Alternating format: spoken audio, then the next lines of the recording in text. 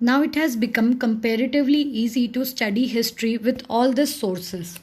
As these sources are from the contemporary period, they are easily available. Since a subject like history touches all the aspects of our lives, efforts for preservation of such sources are made at all levels. We should also contribute to this effort. So क्या बोला हुआ है यहाँ पे that in today's time history के जो sources है वो कंपेरेटिवली हमें मतलब पुराने टाइम से अगर हम कंपेयर करें तो अभी हमें ईजिली जो इवेंट्स हैं उनके बारे में इंफॉर्मेशन मिल जाती है. क्लियर. तो now days this information is easily available. ये सोर्सेज से हमें इंफॉर्मेशन मिलती है एंड हम अपना रिसर्च वर्क जो है वो ईजिली कंटिन्यू कर सकते हैं. सो एट लास्ट यहाँ पे क्या बताया हुआ है दैट सिंस हिस्ट्री एक ऐसा सब्जेक्ट है जो हमारी लाइफ के हर एस्पेक्ट को टच करता है. So it is very much important कि हम हिस्ट्री को प्रिजर्व करके रखें. समझे. हमारे जो भी डॉक्यूमेंट्स है या जो हमारे मॉन्यूमेंट्स है हम उन्हें डैमेज ना करें. We should preserve all the sources of history. So students यहाँ पर अपना चैप्टर ख़त्म होता है. एक बार हम डू यू नो का जो पार्ट है वो कंप्लीट कर लेते हैं बिकॉज डू यू नो आपको ऑब्जेक्टिव टाइप क्वेश्चंस में आ सकते हैं. क्लियर. आपके जो फिलिंग द ब्लैंक्स हुए या ट्रू और फॉल्स है या मैच द पेयर या फाइंड द रॉन्ग पेयर, इन सब में डू यू नो के क्वेश्चंस आ सकते हैं. तो एक बार हम ये कंप्लीट कर लेते हैं एंड आफ्टर दिस हमारा चैप्टर ख़त्म हो जाएगा. सो हमारा पहला डू यू नो है about the archives. The place where historical documents are preserved is called as archives. The main office of National Archive of India is at New Delhi. It is the largest among the archives in Asia. क्या बताया हुआ है यहाँ पे that very first thing जहाँ पर हम historical documents को preserve करके रखते हैं उस जगह को क्या बोला जाता है? archives. क्या बोला जाता है? archives. इंडिया में जो नेशनल आर्काइव है उसका जो मेन ऑफिस है या वी कैन से जो हेड ऑफिस है the national archive of India, इसका जो मेन ऑफिस है हेड ऑफिस है वो कहाँ पर प्रेजेंट है? It is present in New Delhi. And India का archive is the largest archive in Asia.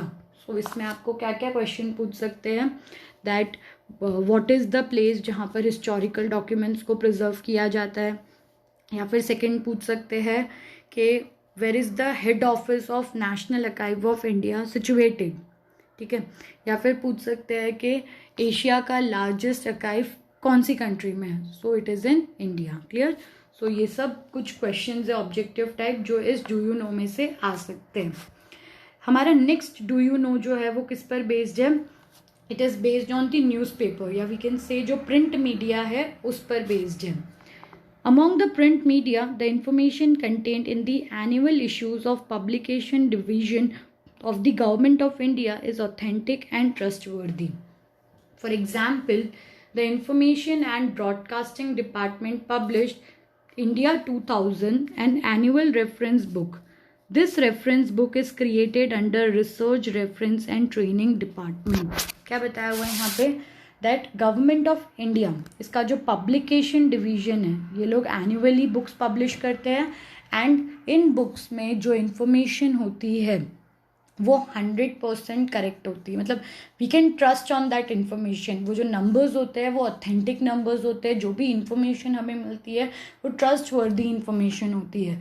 आप इस इन्फॉर्मेशन को यूज़ करके अपने रिसर्च को या अपना जो भी हिस्टोरिकल हिस्ट्री के रिलेटेड आप कुछ भी चीज़ें अगर कर रहे हो, आप कुछ इवेंट्स के बारे में लिख रहे हो या फिर आप कोई टॉपिक पर रिसर्च कर रहे हो तो आप इन बुक्स को यूज़ करके अपना रिसर्च कर सकते हो because this are the authentic sources. यहाँ पे एक एग्जाम्पल दिया हुआ है that there was a book India 2000. This is then annual reference book. इसको गवर्नमेंट ऑफ इंडिया ने पब्लिश किया था and this is considered to be the authentic source of history. ठीक है. इस बुक के अंदर सारे इम्पॉर्टेंट टॉपिक्स के बारे में इंफॉर्मेशन होती है. यहाँ पे पूरा लिस्ट आपको दिया हुआ है. बहुत सारे टॉपिक्स है. मतलब वी कैन से कि हर एरिया के बारे में इस बुक में इंफॉर्मेशन प्रेजेंट होती है.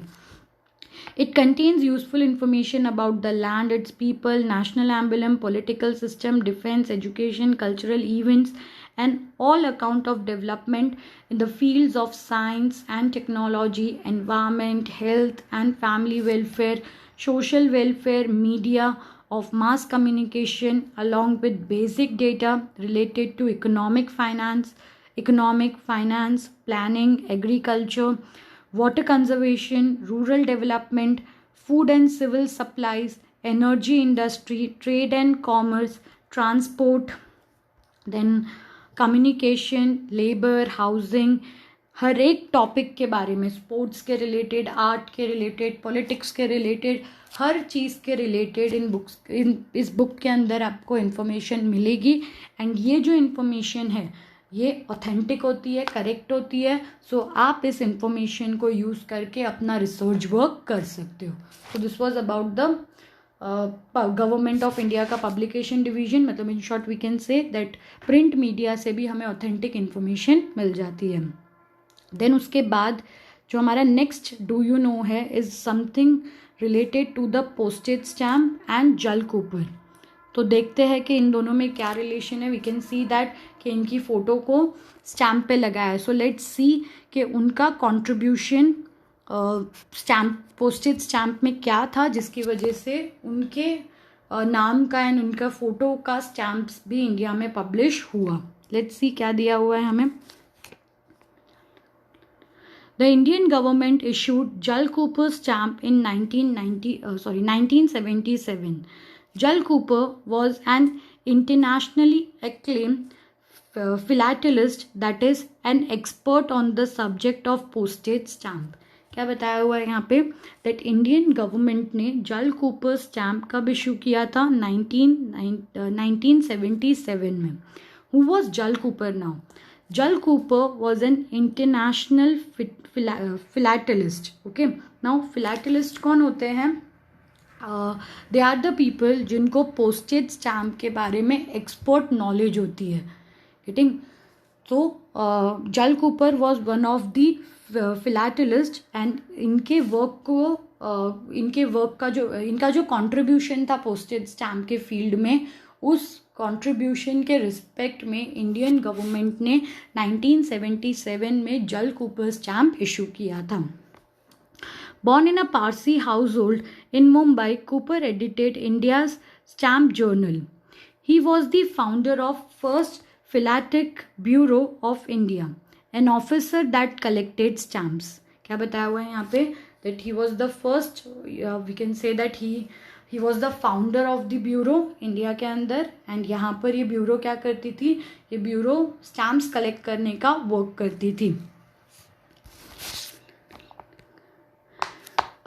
He founded the Empire of Indian Philatelic Society. He went on to write many books on this subject. He gave a scientific bent to his hobby. He played a pivotal role in taking the study of Indian postage stamp to the international level. क्या बताया हुआ है यहाँ पे कि उन्होंने postage stamps के related बहुत सारी books लिखी थी. एंड उनका जो स्टैम्प कलेक्ट करना था that was his hobby. लेकिन धीरे धीरे करके उन्होंने उस हॉबी को उन्होंने अपने प्रोफेशन में कन्वर्ट किया एंड प्रॉपर साइंटिफिकली उन्होंने स्टैम्प्स कलेक्ट करना स्टार्ट किया. नेक्स्टली क्या बताया हुआ है यहाँ पे? Having started his career as a postage stamp collector, Cooper achieved the expertise of the philatelist at the international level. The postage stamp of Jal Cooper is an important source to understand his significant contribution to this field. क्या बताया हुआ है हमें? That जल Cooper ने अपना career postage stamp collector के वे में स्टार्ट किया था. धीरे धीरे करके उनको नॉलेज मिला, उनका एक्सपीरियंस बढ़ा, उनका एक्सपर्टाइज बढ़ा एंड उन्होंने ये पोस्टेज स्टैम्प कलेक्शन को इंटरनेशनल लेवल तक वो लेकर गए. सो इंडियन गवर्नमेंट ने उनका ये जो पोस्टेज स्टैम्प इशू किया है, दिस इज़ वन वे जो शो करता है हमें कि जल कूपर ने पोस्टेज स्टैम्प में कितना कंट्रीब्यूशन दिया था. सो यहाँ पर हमारा चैप्टर ख़त्म होता है. नेक्स्ट चैप्टर में we are going to study about the events that happened after independence. मतलब इन शॉर्ट हम कह सकते हैं कि 1947 के बाद जो इवेंट्स हुए थे उनके बारे में हम नेक्स्ट चैप्टर में स्टडी करेंगे. Thank you students.